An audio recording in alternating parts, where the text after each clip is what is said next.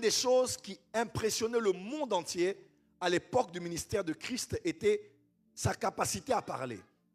Il prêchait, il enseignait et il était un très bel orateur. Vous allez l'écouter, il était un enseignant. Dans la synagogue, on appelait rabbi, rabbin, rabouni. Donc Jésus savait parler. Une fois, il libère quelques paroles très dangereuses et plusieurs se détachent de lui pour s'en aller parce que la parole était trop dure à entendre. Il se retourne vers Pierre, il pose la question un peu, mais vous, pourquoi n'êtes-vous pas partis? Ils ont dit, à qui irions-nous? Parce que c'est toi qui as les paroles de la vie éternelle. Comment un homme pouvait aussi bien prêcher que les gens partout où ils allaient, ils étaient en train de le suivre parce qu'ils étaient suspendus au bout de ses lèvres. Il allait d'une ville à une autre et les gens se déplaçaient comme ça. Combien? 10 000, 20 000, 25 000 et plus. Parce que cet homme parlait bien. Cet homme savait expliquer les Écritures. Cet homme transmettait la vie, l'espoir lorsqu'il parlait. Cet homme prêchait très bien. Alors, la question que je me suis posée, pourquoi les apôtres ne sont pas allés poser la question à Jésus? Enseigne-nous à prêcher. Enseigne-nous à enseigner. Enseigne-nous comment bien parler. Enseigne-nous comment persuader une foule. Jésus a dit, il a dit, ok, je vais vous enseigner à prier. Pourquoi ont-ils demandé à Jésus de les apprendre à prier? Et prier, c'est parler à Dieu. Et prêcher, c'est parler aux hommes. Et entre les deux, parler à Dieu est plus important que parler aux hommes. Et même celui qui est capable de parler à Dieu est capable de parler aux hommes. Tu n'as pas entendu. Celui qui est capable de convaincre Dieu est capable de convaincre les hommes. Est-ce que j'ai parlé à quelqu'un ce soir? Celui qui est capable de convaincre Dieu, de secouer Dieu sur son trône, est capable de secouer le cœur de n'importe qui lorsqu'il ouvre la bouche pour parler. C'est ainsi que Jésus, la journée, il prêchait, mais très tôt le matin, avant l'aurore, que faisait Jésus? Il allait parler à son Père pour recevoir le pouvoir d'aborder les hommes. Un homme de Dieu disait, je ne parle jamais aux hommes tant que je n'ai pas parlé à Dieu. J'avais une discipline quand j'étais célibataire. La première personne à qui je parlais la journée, c'était Dieu. Et la dernière personne, c'était Dieu. Quand je ferme les yeux, je sais que la dernière personne à qui j'ai parlé, c'est Dieu. J'ai précisé célibataire. Parce qu'on peut te réveiller et tu parles. Si tu veux appliquer la discipline, imagine-toi, ta femme te réveille, elle te parle, tu refuses de parler. Et des fois, vous parlez et tu t'endors. Amen, amen. Ma prière est que tu sois un homme et une femme qui ne parle pas qu'aux hommes, mais qui sait parler à Dieu. Un homme qui sait toucher le cœur de Dieu peut toucher le cœur de n'importe qui. Voilà pourquoi apprends l'art de parler à Dieu. Apprends l'art de bouger les choses par la prière. Apprends l'art de grandir et de devenir non pas un homme qui prie, mais un homme de prière. Non pas une femme qui prie, mais une femme de prière. Et il n'y a pas une meilleure manière d'apprendre à prier que de prier. On peut t'apprendre 7 principes de la prière. Si tu ne pries pas, tu ne vivras, tu n'expérimenteras rien. Tu peux connaître autant de connaissances sur la prière, d'informations sur la prière. Tu peux lire autant de livres sur la prière. Tant que tu ne commences pas à prier, tu ne fais pas 30, 1 heure, 2 heures, 3 heures, tu ne sauras pas ce que veut dire la prière. Quelqu'un peut dire amen? Dis à ton voisin, sois un homme de prière ou une femme de prière. Non, tiens bien ton voisin, dis voisin, sois un homme de prière. Voilà pourquoi quand tu es à la porte des cieux, le culte du jeudi, c'est un rendez-vous sacré. Parce que nous venons prier. Amen, amen. Et voilà, il y a déjà, si je dois faire un petit commentaire, il y a 2 ou 3 voies par lesquelles on apprend à prier. Premièrement, il faut qu'on t'enseigne à prier. Ça, c'est une très bonne chose. Quelqu'un qui prie peut te l'enseigner. Deuxièmement, on apprend à prier en voyant quelqu'un d'autre prier. Oui. Nous tous ici, on a appris à parler parce que quelqu'un a parlé en disant ba, tu as dit ba, ma, pa. On ne dit pas tu, on dit vous, dis vous. Parce qu'on t'a appris, n'est-ce pas? On t'a non seulement appris à parler, mais tu as imité quelqu'un en train de dire certaines choses. Remarque avec moi. Aujourd'hui, on te dit, élève la voix et prie. Si tu élèves la voix et prie, tu remarqueras que ta prière est composée de plusieurs prières que tu as apprises de différentes personnes. N'est-ce pas? Père, au nom de Jésus-Christ avec le Saint-Esprit. Tu as entendu ça chez quelqu'un? Je te prie avec foi en ayant reçu. Amen. Tu as entendu ça chez quelqu'un? Parce qu'on apprend à prier quand on voit quelqu'un d'autre prier. C'est ainsi que la prière en communauté est une bonne chose. Parce que des fois, c'est en entendant quelqu'un d'autre prier que tu es inspiré à prier de la même manière. Et ce n'est pas mauvais d'imiter la prière en intelligence, sauf la prière en langue. Il y a des gens qui savent pas prier en langue, tout ce qu'ils font prier en langue, c'est imiter les langues des autres. Il y a ton voisin, c'est interdit d'imiter la langue des autres. Parle en langue par l'esprit, mais imite la prière des autres. Quelqu'un est avec moi? Oh, dis amen bien que je t'entende. Donc, on apprend à prier en écoutant les autres prier. C'est ainsi que l'apôtre Paul dit dans 1 Corinthiens chapitre 14, il dit, mais si je suis dans l'assemblée et que je dise des paroles en esprit ou en langue, qui dira amen? Parce que personne ne comprend ce que je dis. Mais quand je me lève et que je dis, tu es Jéhovah Shammah, tu es le Dieu présent, en tout lieu, tu es partout. Et quelqu'un est édifié par ça, il peut dire amen. C'est-à-dire quoi? On ne prie pas en intelligence que pour Dieu. On prie aussi en intelligence pour que quelqu'un dise amen. On prie aussi pour que quelqu'un soit édifié par la prière. Ta prière peut être une prédication. Ta prière peut être un enseignement. Ta prière peut être un encouragement. Tu peux être là en train de prier, de parler à Dieu. Quelqu'un qui était désespéré, il s'est dit, si lui avec ses problèmes prie ainsi, que dire de moi dans ce cas? Dis à ton voisin, ta prière peut inspirer la prière d'un autre. On raconte l'histoire d'un Camerounais missionnaire. Il était allé aux États-Unis. Lui, il allait plusieurs fois aux États-Unis. Et cette fois-là, il avait apporté sa femme qui n'était jamais allée hors du bled. Il l'a emmené aux États-Unis et la femme ne connaissait pas l'anglais. Alors, ils arrivent à table dans une grande famille, dans un grand État. Et alors qu'ils étaient à table et qu'ils devaient être servis, il y avait une longue liste de fourchettes, de couteaux, de cuillères, de verres. Et c'était dressé vraiment comme dans la maison des nobles. Et l'homme fréquentant ce milieu savait comment utiliser tout ça. Mais sa femme ne savait pas. Et il était dérangé parce que sa femme pouvait être dépaysée et elle allait peut-être faire des erreurs. Elle allait faire plusieurs fautes en utilisant ce qu'il ne fallait pas. Alors il élève la voix et dit, excusez-moi, j'ai à cœur de prier de notre langue maternelle. Et ils ont dit, il n'y a pas de problème.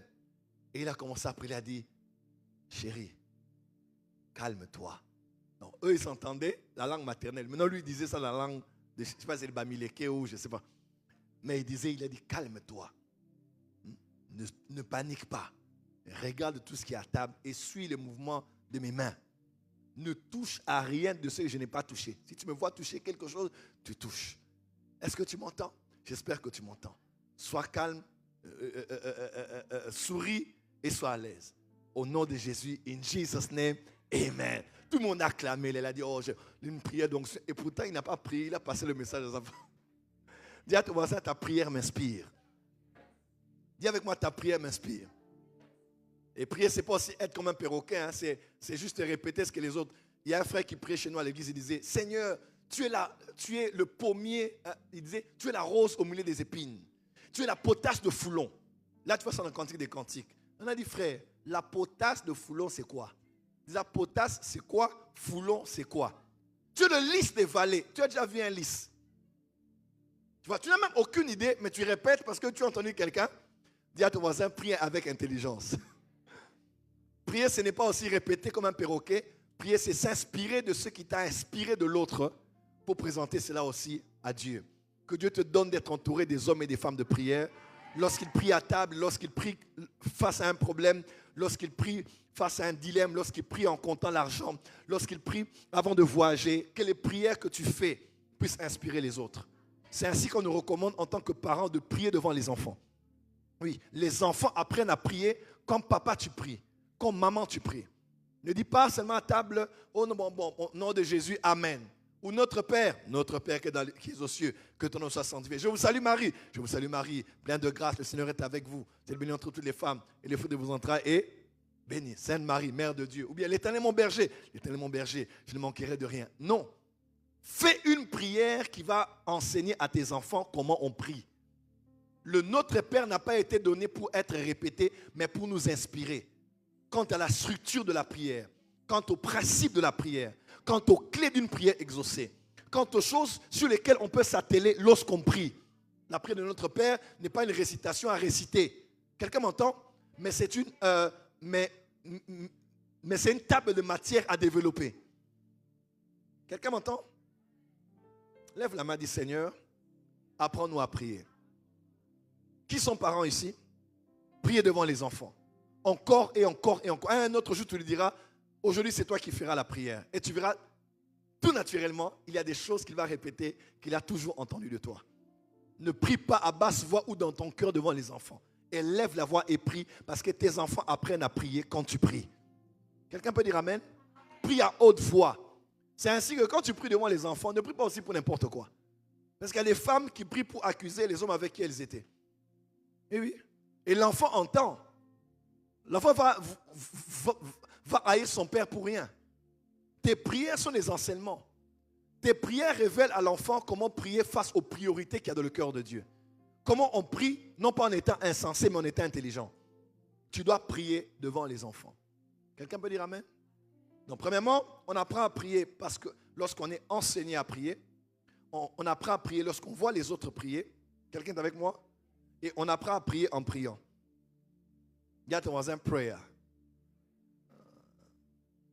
On peut t'enseigner, tu peux imiter, mais il y a des choses que tu ne vivras dans la prière que quand tu pries. Tu sais, il y a des prières que tu fais quand tu arrives après 2 heures du temps d'affilée. La prière change. Hein? Tu sais ça?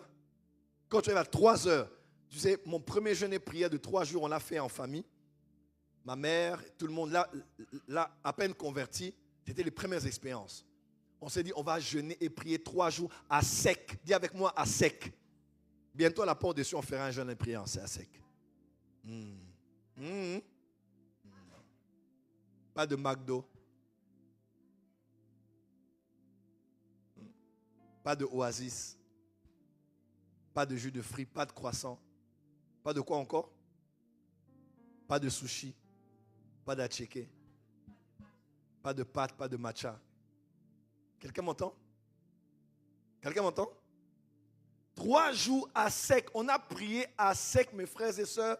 On était en famille, on a prié à sec. Le premier jour, on était zélés. Deuxième jour, entre le deuxième et le troisième jour, tu crois que tu vas mourir. Donc nous, on priait à même le sol. Quand on est levez-vous dans la prière, on priait seulement couché. Oh Seigneur. Et c'était pas...